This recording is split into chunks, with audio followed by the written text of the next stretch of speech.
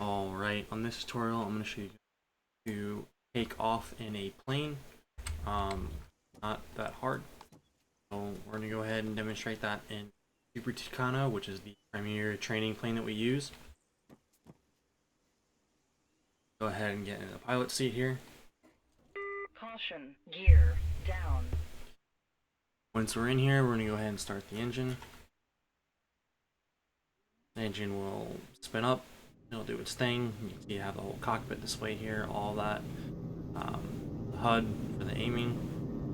And what we're going to do from here now is we're going to go ahead and taxi off to the runway. Now I'm just going to hold down shift, whatever thrust button you have set, and I'm just going to follow this flight line out to the runway. My main controls for movement is pretty much going to be Q and E. You have it set on vanilla, which is just the rudder controls.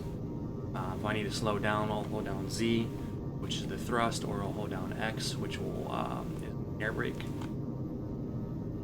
I'm going too fast down the runway, I can control myself like that. And I'm just going to line up here on the actual takeoff area, just denoted by these triangles and rectangles. Up here, I'm going to go ahead and go to a full stop. If you're doing flight checks and all that, and you like to do that thing, that would be time to do so. What I'm going to do specifically here for taking off is I'm going to go ahead and press flaps down.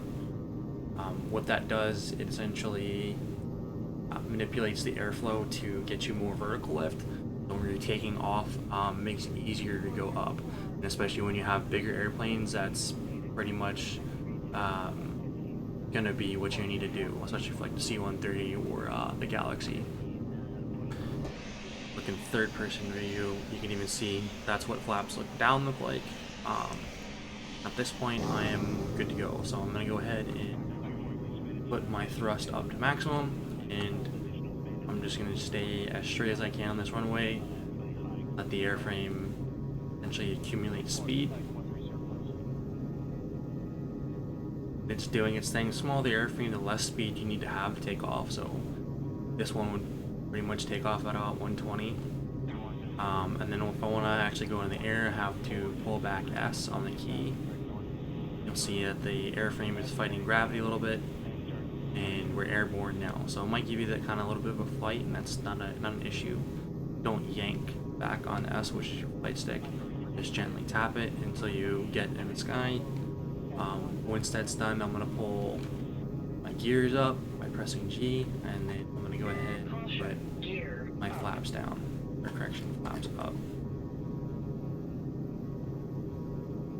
Now I can go and cruise around, go wherever I need to go, and that's a basic takeoff tutorial.